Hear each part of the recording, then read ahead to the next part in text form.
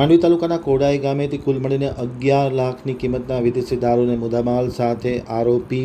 ઘનશ્યામ હિરજી હાલાઈ પટેલ ઉંમર વર્ષ 38 વાળા રહેવાસી કોડાઈ માંડવીવાળાને ધરપકડ કરી ધોરણસરની કાર્યવાહી LCBએ હાથ ધરી છે। પશ્ચિમ કચ્છ જિલ્લા વિસ્તારમાંથી ભારતીય બનાવટનો વિદેશી દારૂ કુલ 1.57 લાખ સહિત કુલે 11.62 લાખના મુદ્દામાલ સાથે લોકલ ક્રાઇમ બ્રાન્ચની ટીમે પકડી પાડી ધોરણસરની કાર્યવાહી હાથ ધરી છે। ખાસ કરીને LCBની ટીમ